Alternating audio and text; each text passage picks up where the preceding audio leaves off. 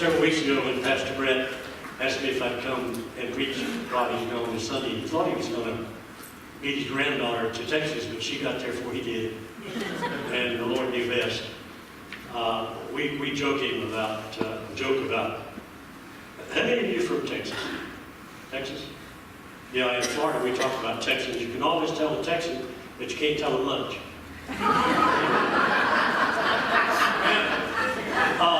Scott Addison's class, raise your hand. Okay, I'm glad y'all came in here because every preacher needs some sinners to preach to. So I'll probably be joining another class next week. No, Pastor Brett said, now, Brother Jim, you're going to, remember now, you've got to preach both services. He said, and the thing that you've got to do is to make sure you stop on time. So I said, well, the only thing I can promise you all today is what the movie star Elizabeth Taylor promised her seventh husband. She said, I won't keep you long.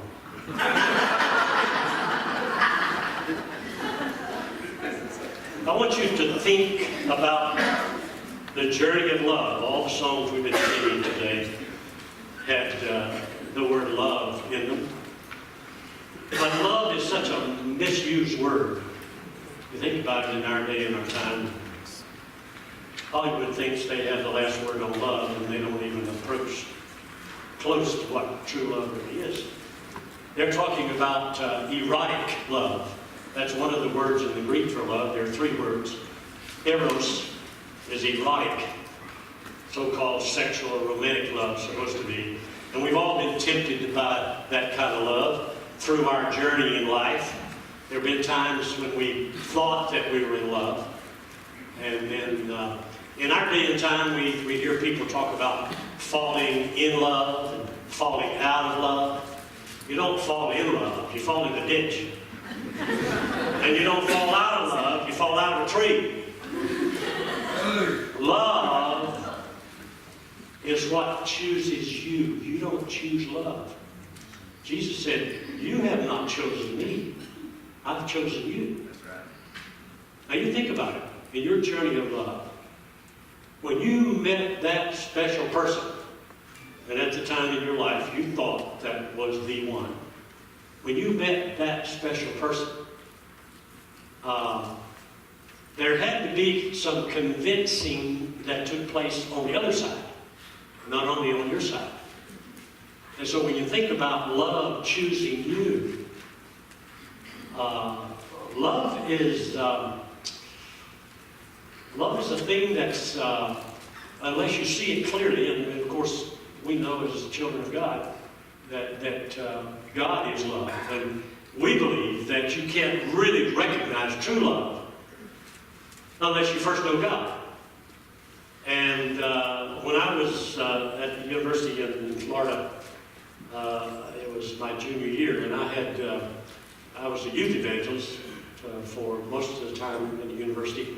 And I had an evangelistic team, and about every weekend we went off to some church to where we had been invited to preach a youth revival or like a youth weekend where the youth in the church kind of took charge of all the activities of the church. And they had plans on Friday night. We usually got in there on Friday afternoon. There would be 3 or 4 or 5 or 6 of us sometimes traveling in the car to go to where we had to go in the state of Florida, sometimes hundreds of miles to get there. But we usually get in there on Friday night and have some special entertainment thing for the young people, and maybe a big bonfire or something down on the beach, and some devotionals and testimonies and that type of thing, and a lot of singing. And so when I was a junior, and I came to Cocoa, Florida, which is in the Kennedy area, down just east of Orlando, to the King Street Baptist Church. We're having a youth weekend. And we had Friday night activities and Saturday activities. And Sunday night after the service, we were going over to one of the homes of a family in the church for a youth activity. And we were kind of figuring out how we're going to get over there, who's going to ride with who. And I saw this good-looking, young, red-headed girl sitting back in the back part of the office, and I pointed at her and I said, "I'll ride with you." Linda Kay, here she is, honey, wave your hand. And she's still good looking. Mother of my 2 sons. And she had just moved there from Alexandria, Virginia. She had been born in the mountains of Tennessee, and they had moved to Alexandria, Virginia, which is a suburb of Washington, D.C. And I was born in L.A., that's Lower Alabama, just between Mobile and Pensacola, on the farm. And we had it real easy on the farm. If you've ever grew up on a farm, we only had to work a half a day, from 6 in the morning to 6 at night, 12 hours, just a half a day. So we had it real easy on the farm, but when I was, let's see, I was 10 or 11 years old. I think I was in the 5th grade. And one afternoon, me and my stepdad were walking around the pasture next to our house, where we had some hogs and some cows, and we had horses. We had the whole bit, chickens and dogs and ducks under the house, not air-conditioned ducks, but ducks. You could look through the cracks of the house and see the ducks walking around. And didn't have any screens in our windows. If Mama got mad at us, all you had to do was jump out of the window and take off. And we had all those kind of experiences in our journey of love. I grew up as you can imagine, in an ungodly home. Now that wasn't a bad thing. Let's think about it. The world is full of ungodly people. But many of those ungodly people are just as nice as they could be. They're ungodly because they do not recognize God in their lives. They live without God. Don't ever go to church. Don't read the Bible. They just don't have anything to do with God. They're good people. Many of them are really good people. Some of your neighbors, my neighbors. They're just ungodly. And so we were ungodly people. We didn't go to church. I didn't know anything about church. But when I was in the 5th grade, we were walking around the pasture, and we had these big beds of fire ants that we had to keep control of. And I remember being, when I was down on the mission field in Brazil, they have big, the pastor can tell you about that, they had these great big, looked like giant chimeneas like you have in your backyard, and they're termite things, great big mounds of clay where the termites build. Well, the fire ants build big, and you have to keep track of them. And so we ran some gas in a bucket out of the tractor fuel pump, and we were going around and we were dashing some tractor fuel in each of the beds. And then my stepdad was coming along and tossing a match in them, and they'd go up and they'd burn down in the tunnels, burn all the ants. And we were coming back around, and there was one bed that looked like it had burned out. And he stepped there, I was standing behind him, he stepped up there and tossed some more gasoline on it. And there was fire in there, and it just exploded. And when it exploded in front of him, he did that way with the bucket of gas, and it soaked me, just poured me. And of course, you can imagine the fire got all over me, and I caught on fire. And I had ended up with 1st, 2nd, and 3rd degree burns. And if I rolled up the sleeve, I've got a scar from here to here, where I tried to put it out like that. And when I found out I couldn't put it out, I took off running. It just scared me to death. And our neighbor was watching us, and they saw what happened, and he sailed over the top of that big gasoline container, tractor fuel container, and tackled me and rolled me down in the dirt and put the fire out. Well, that's when I was in the 5th grade. And of course, I went through all the agony of going to the hospital. And well, I went back and forth to the hospital. My Aunt Zuma drove me to the hospital. She was the only one in the family, enlarged family, that had a car. And so she drove me about 9 miles, 18-mile round trip every day to the hospital. If you've had any burns, any serious burns, you've got to scrape that off and redo it every day. So I went through all of that. Soon after that, we moved from Alabama to Florida, Central Florida. And it was there in the next several months that I got acquainted through my school principal, through one of the men in the community, a carpenter in the community, that invited me to come to Sunday school. He was teaching the boys class in the Sunday school. And the school principal went to the same church, and they invited me. And at that time, because of the experience that I had, which was a near-death experience, really, I was kind of interested in life and death. And so I got to go into this church, and it wasn't very many months later that the Lord came into my life. And that was, if you remember the good old days, I remember two of them. One of them was the day I got saved, and one was the day I got married. But anyway, we moved to Florida, and so I grew up in Florida. And then from there, went on off to the university. Was called to preach, went off to the university. And then when I came down and met Linda that weekend, and then I came back the next weekend, and then about a year later, we were married. And then we took off. I'm just telling you a little bit about myself so you can understand where I'm coming from, because I was kind of a ragamuffin kid. Wasn't exposed to Christianity until later on in his teenage years. And my mom was from a large family. She had 13 brothers and sisters. Her name was Lotus. She had a twin brother named Otis. And I was named after Uncle Otis. James Otis is my James Otis Wade's my full name. So these 13 brothers and sisters and their family every year get together for a reunion. Big deal. And so when Linda Kay and I were married, and let's see, next June the 1st, Lord willing, and she keeps me, we'll be married 118 years. 59 for her, 59 for me.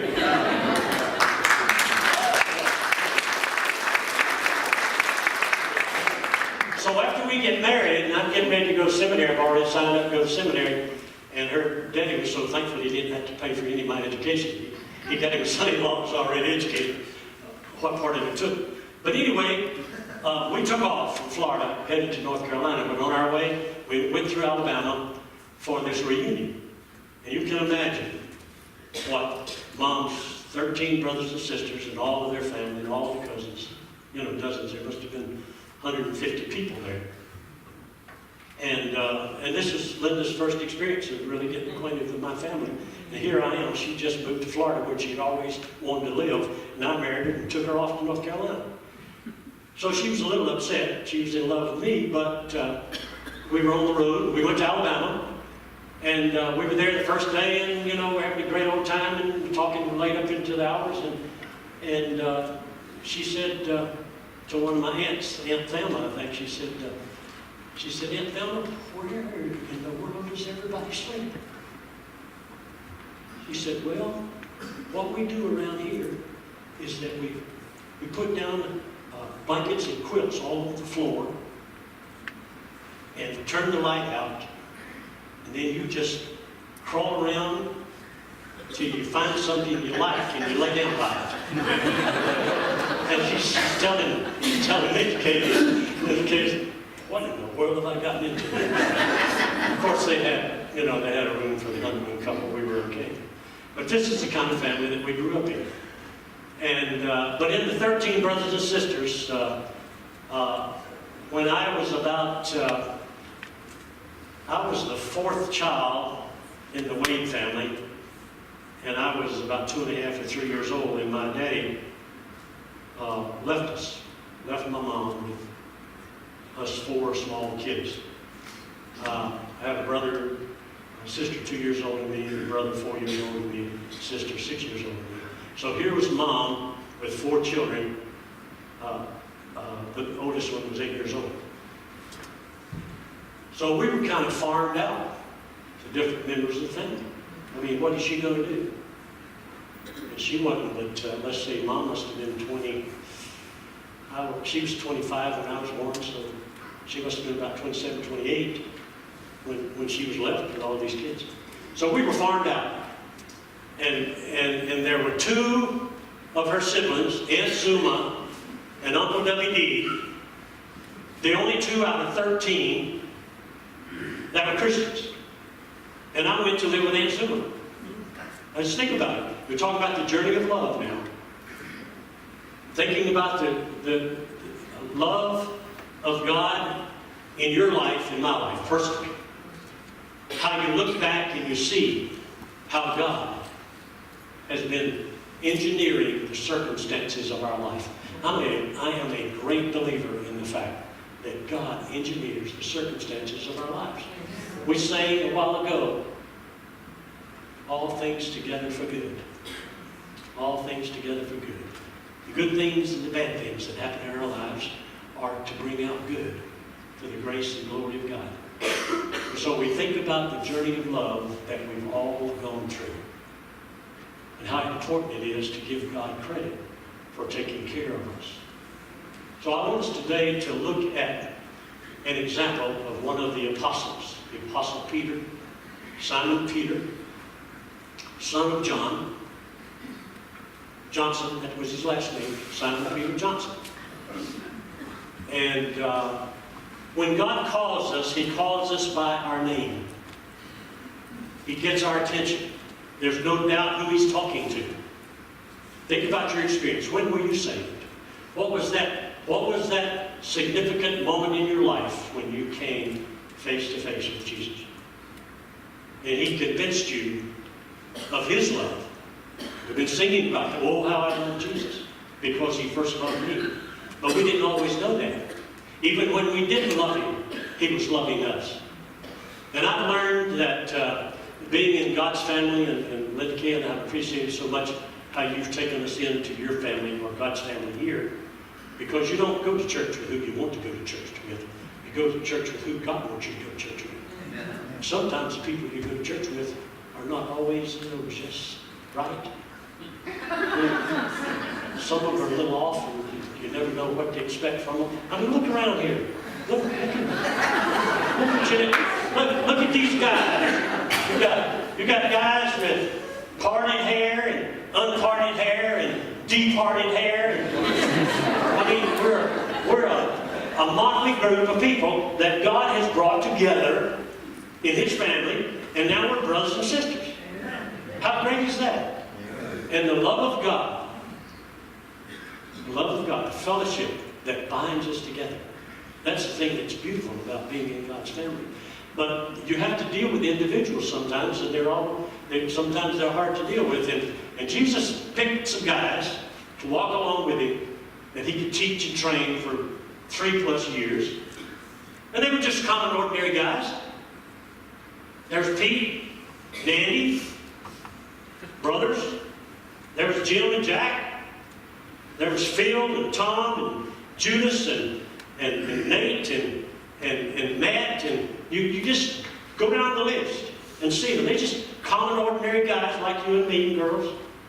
The women followed, and provided so much of what they needed from place to place as they went from place to place. But Simon became kind of the leader, Simon Peter. He's mentioned first in all of the list of the apostles. And we know the significant part that he played in the early church and so forth. But I wanted us to see how his life begins to typify for you and me what it means to experience the love of God in our lives. What was the problem that developed in the life of Peter that we think about most often? What was his big issue when it came down towards the end? We talk about it. We know that Judas betrayed the Lord, and it just drove him crazy. He went out and hung himself. But Simon Peter was noted for what? Denying the Lord. Now we tacked that sign on him. Peter denied the Lord 3 times. How many times have you denied the Lord? More than 3, I have. We deny the Lord when we don't deny ourselves. Anytime we act selfishly in a situation with wife or children, or at church, or at the job, anywhere we live as Christian people, we take the Lord's name in vain, not by cussing, but by claiming to be a Christian and then living like the devil. We take the Lord's name in vain. And so we deny Him when we put ourselves first. Think about it. Jesus said, if you want to be my disciple, you must deny yourself and take up your cross daily. And any time I find myself in a situation where I want my way, I'm going to do it my way, I'm going to have my way, then I'm denying the Lord His way.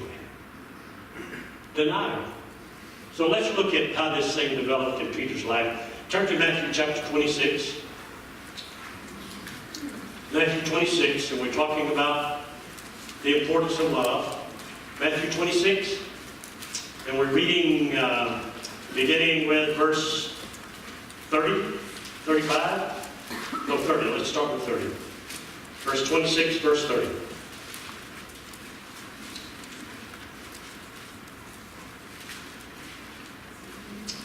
When they had sung a hymn, Matthew 26, verse 30, when they had sung a hymn, they went out to the Mount of Olives. This is just right after the institution of the Lord's Supper. They left the upper room, and they went out to the Mount of Olives. Then Jesus told them, this very night you will all fall away on account of me. For it is written, I will strike the shepherd, and the sheep of the flock will be scattered. But after I have risen, I will go ahead of you into Galilee. Peter replied, even if all fall away on account of you, I never will. This is where he makes his very impulsive pledge. I will not deny you. Jesus says, I'll tell you the truth. This very night, before the rooster crows, you will disown me 3 times. But Peter declared, even if I have to die with you, I will never disown you. And all the other disciples said the same thing. Now turn to Matthew 26, same chapter. Go over to verse 69. Verse 69. Matthew 26. Now Peter was sitting out in the courtyard. This is after they arrested Jesus. And a servant girl came to him. You also were with Jesus of Galilee, she said. But he denied it before them all. I don't know what you're talking about, he said. Then he went out to the gateway, where another girl saw him and said to the people there, this fellow was with Jesus of Nazareth. He denied it again, with an oath. I don't know the man. After a little while, those standing there went up to Peter and said, surely you are one of them, for your accent gives you away.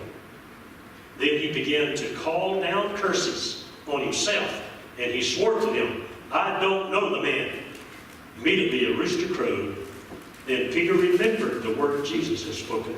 Before the rooster crows, you will disown me 3 times. And he went outside and wept bitterly.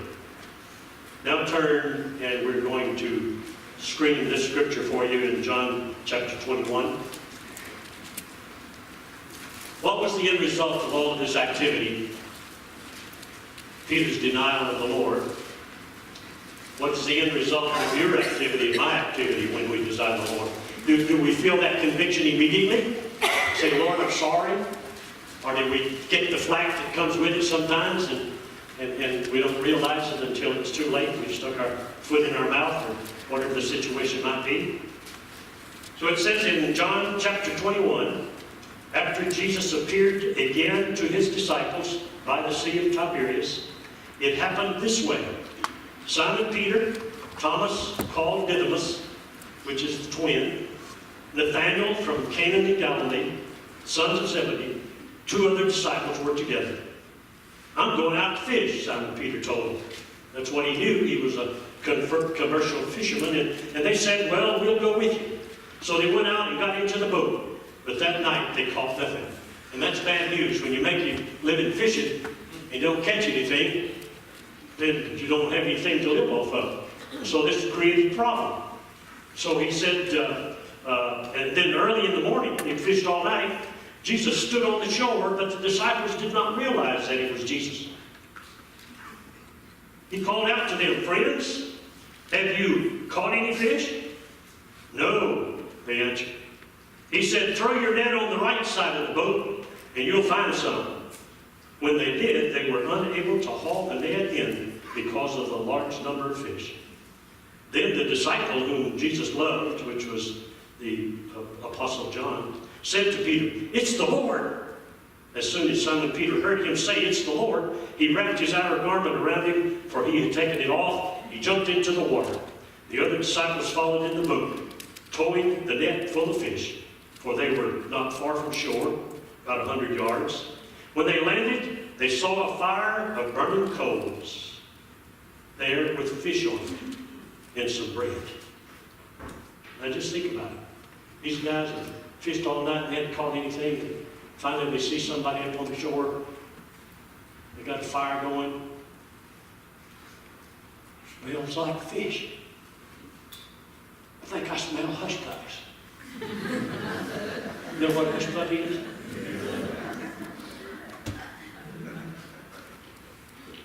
And so they're getting interested here.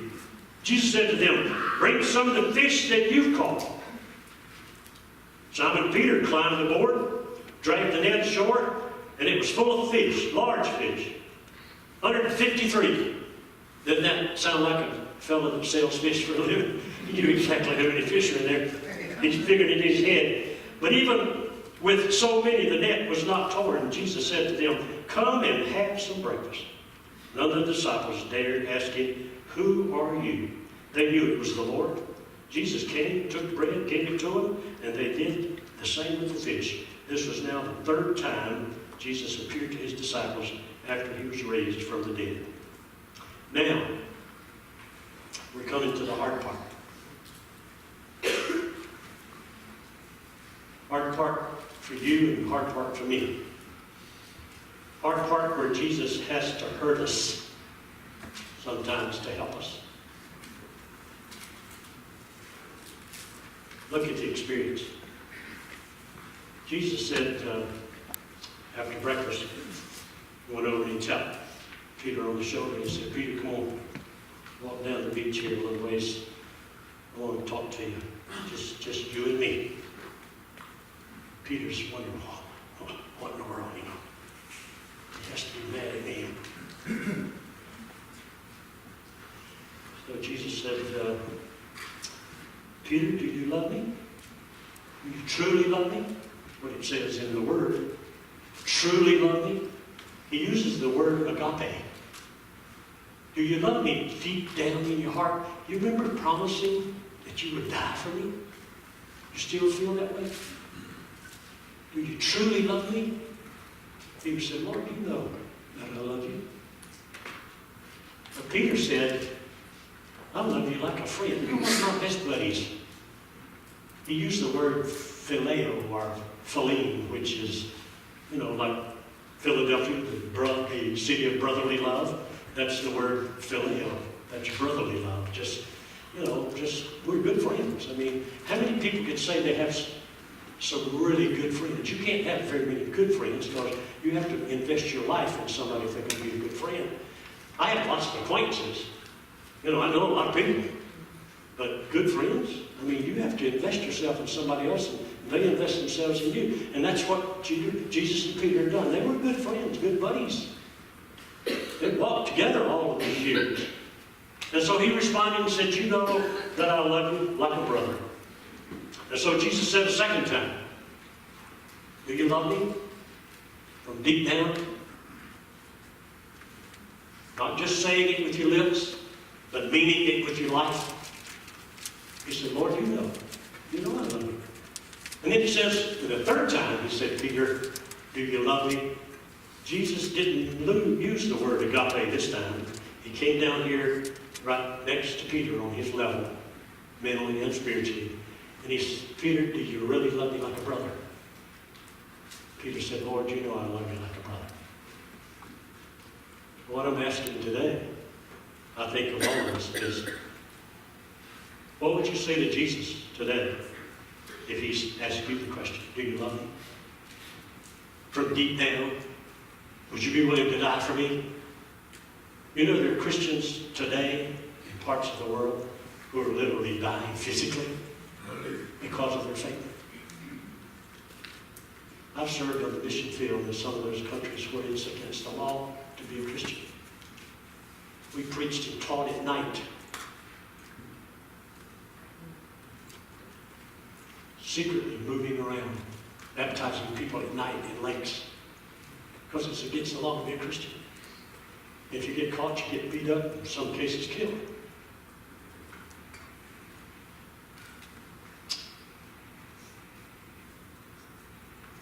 Let me tell you, let me sum it up in a few words, my life.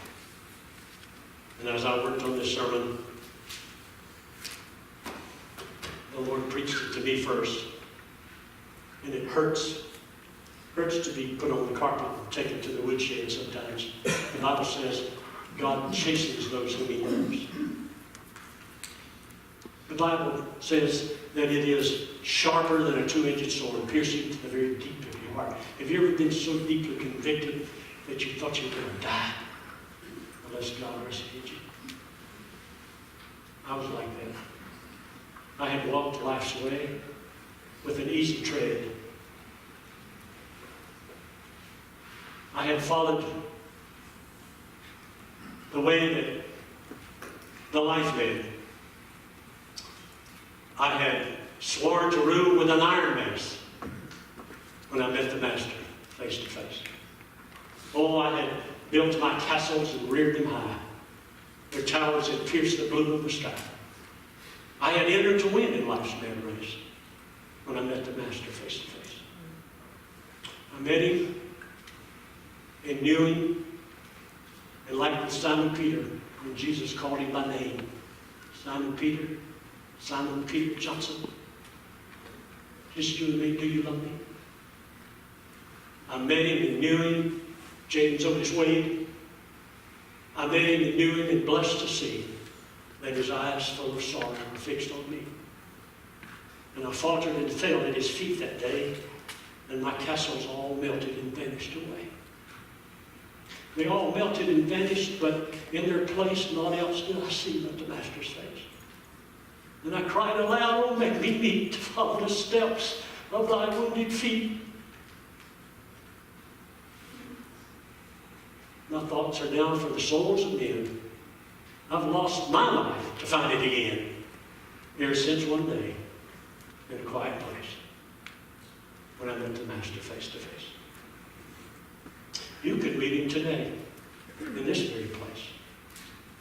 This could be the day of your salvation. You could meet him face to face here today. If you don't know him in a personal way, I can guarantee you right now that the Holy Spirit is speaking to your heart. He is challenging you in your mind and in your heart. He's calling you by name. Your name. Your name. Now, he's not picking you up and walking down the beach with you, but he's speaking to your mind and your heart right now in your soul. He wants to know, do you love me enough to turn your life over to me? Let me run it for a while. Let me take you on this journey of love so that you can know what it really means to be a faithful member of my family. And that's my challenge to all of us. All of us. We need this examination. We need to be heard. It says when Peter heard him say, do you love me the third time, it says that he was grieved. He hurt. Jesus broke his heart. Your heart has to be broken. You have to be humiliated. You have to admit you're a sinner before you can be saved. You have to know that Jesus is the answer, and he is. Would you bow your heads, please?